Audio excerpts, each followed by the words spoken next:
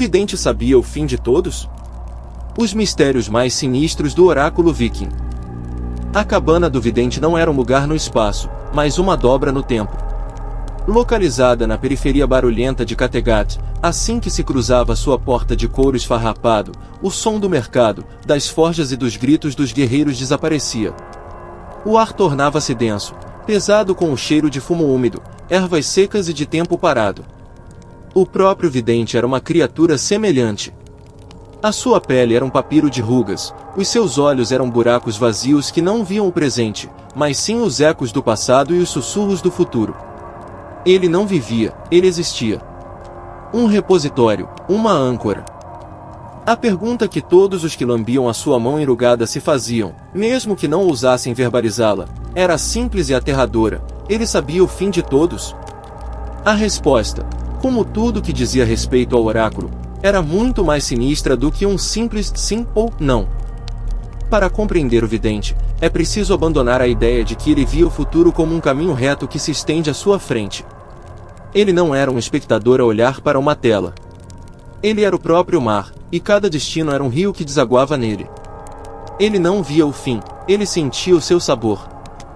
Quando um jovem guerreiro, cheio de arrogância e sonhos de glória, lhe oferecia a mão, o vidente não via uma imagem clara dele a cair em batalha. Em vez disso, ao tocar na sua pele, o vidente sentia o frio cortante do aço entrar-lhe nas costelas, o gosto metálico do seu próprio sangue encher-lhe a boca, o choque da vida abandonar um corpo que não era o seu. Ele sentia a surpresa, a dor, o último pensamento a desvanecer-se, talvez o nome de uma amada, ou a imagem da sua casa. Depois, traduzia essa torrente de sensações numa frase críptica: encontrarás o teu ouro no silêncio vermelho da neve. O guerreiro saía confuso, mas o vidente ficava para trás, assombrado por mais uma morte que já tinha vivido. Ele era uma biblioteca de últimos suspiros, um museu de momentos finais. Esta era a natureza da sua maldição e do seu poder. Ele não era um profeta, era uma testemunha prévia. O mistério mais profundo começou com um homem que definiu a sua era, Ragnar Lothbrok. Desde a primeira vez que Ragnar, então um simples agricultor com sonhos demasiado grandes para os seus campos, lambeu a sua mão, o vidente sentiu algo diferente. Não era apenas uma morte, mas um nexo, um ponto onde inúmeros fios do destino se cruzavam e se incendiavam. Ao tocar em Ragnar, ele não sentiu apenas o veneno das serpentes no poço de Aelle. Sentiu o frio do couro molhado, a escuridão absoluta, a dor aguda e ardente que se espalhava lentamente, o desafio final nos olhos de Ragnar e o eco do seu riso a assombrar os seus inimigos para sempre. Mas ele também sentiu mais. Sentiu o choque da morte do rei Orik, a dor da traição de Rolo, o peso da coroa, a agonia de perder a sua filha, Gyda. O destino de Ragnar era tão potente que o vidente não provava apenas o seu fim, mas fragmentos de toda a sua saga. As suas profecias a Ragnar eram, por isso, particularmente tortuosas. Os teus filhos serão mais famosos do que tu não era uma previsão, mas o eco de uma verdade que ele já sentia, o peso da fama de Bjorn, Ivar, Ubba e Sigurd que já ressoava nele. Quando disse a Ragnar que ele morreria no dia em que o cego o visse, não estava a ser poético. Estava a descrever uma sensação, uma imagem sensorial distorcida que só faria sentido no final. Ele sentiu a escuridão dos olhos do condutor da carroça e a visão clara que Ragnar teve do seu próprio destino naquele momento. E os filhos de Ragnar? Cada um deles era uma nova sinfonia de agonia. Quando uma jovem lagerta, feroz e destemida, procurou o seu conselho, o vidente estremeceu. Ele não apenas viu que ela não lhe daria mais filhos, mas sentiu a dor da facada de um filho de Ragnar, o choque da traição final vindo de onde menos esperava, o frio da lama e da água enquanto a sua vida se esvaía. Cada vez que Lagerto visitava, forte e régia, ele tinha de lutar para não ver o seu corpo ensanguentado no chão. A sua tristeza por ela não era pena, era uma memória de algo que, para ele, já tinha acontecido. Com Bjorn e Jarcia, ele sentiu o sal do Mediterrâneo, o calor de um deserto que nunca visitará e, finalmente, o frio de uma lâmina no seu abdômen. Sentiu o esforço sobre-humano para se levantar uma última vez, o peso do seu próprio legado e a imagem de Kattegat a arder nos seus olhos moribundos. Com Ivar, o desossado, o mistério aprofundava-se. Tocar em Ivar era diferente. Não era uma única morte que ele sentia. Era uma cacofonia. Ao lamber a mão de Ivar, o vidente era inundado pelo terror de milhares. Sentia chamas a consumir as igrejas de Inglaterra, o pânico dos saxões perante o grande exército pagão, o estalar de ossos sob as rodas da sua carruagem. Ivar não era um rio a fluir para o mar, era uma tempestade que agitava o próprio oceano. O fim de Ivar era quase impossível de isolar no meio de tanto caos que ele gerava.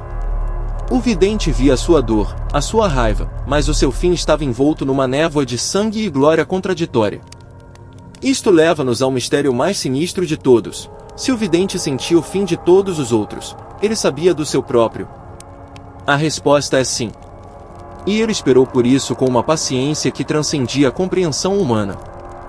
Ele não era um homem. Talvez nunca tivesse sido, ou talvez tivesse deixado de o ser há séculos. Era uma entidade ligada ao destino do povo de Kattegat, um oráculo acorrentado ao seu propósito. A sua existência era uma agonia perpétua, uma prisão feita das dores dos outros. A morte, para ele, não seria um fim, mas uma libertação. Uma bênção. O silêncio. Ele sabia que o seu fim viria pelas mãos de um filho de Rhaenyra. Era a única conclusão lógica. O ciclo que Rhaenyra iniciará teria de ser fechado por um dos seus descendentes. Durante anos, ele esperou. Cada vez que Bjorn, Ubba ou Sigurd o visitavam, havia uma corrente subterrânea de expectativa. Mas foi Ivar, o catalisador do caos, que finalmente lhe traria o seu presente. A cena na sua cabana, pouco antes da sua morte, não foi um confronto, mas uma conclusão. Ivar, no auge do seu poder e da sua fúria narcisista, declarou-se um deus e exigiu que o vidente o confirmasse. A recusa do vidente não foi um ato de desafio. Foi uma declaração de verdade. És Ivar, o desossado. Filho de Rhaenyra Lothbrok, disse ele. Quando Ivar, enfurecido pela sua falta de deificação, pegou no machado, não havia medo nos olhos vazios do vidente. Havia reconhecimento. Havia quase gratidão. No instante antes do golpe, o vidente não sentiu a dor do machado que estava prestes a atingi-lo. Em vez disso, pela primeira vez em séculos, ele sentiu nada. O coro de mortes futuras silenciou-se. A agonia de Lagertha desapareceu. O veneno de Rhaenyra neutralizou-se. O peso de 1000 destinos foi levantado dos seus ombros etéreos. O golpe do machado não o matou. Apenas quebrou o recipiente. A sua morte foi o som da porta de uma prisão a abrir-se. O seu último suspiro não foi de dor, mas de alívio. A escuridão que se seguiu não era o nada, mas a paz. O mistério mais sinistro do oráculo viking não era o que ele sabia sobre os outros. Era o que ele sabia sobre si mesmo, que ele era um prisioneiro e que o seu assassino seria o seu libertador. Ele não previu apenas a queda de reis e o nascimento de lendas, ele previu o seu próprio e único momento de paz. Depois da sua morte, Kattegat ficou diferente. O futuro, que antes parecia um texto sagrado guardado numa cabana escura, tornou-se de repente um livro em branco, assustadoramente aberto. Os fios do destino, antes ancorados no vidente, esvoaçavam agora ao vento, e cada homem e mulher estava verdadeiramente por sua conta. O vidente sabia o fim de todos? Sim, porque ele já o tinha provado. E o seu conhecimento não era um poder, mas um fardo insuportável, cujo único alívio era o balanço de um machado nas mãos de um deus zangado que, sem o saber, estava a oferecer misericórdia. O oráculo estava finalmente silencioso, e o seu último e mais profundo mistério tinha sido resolvido.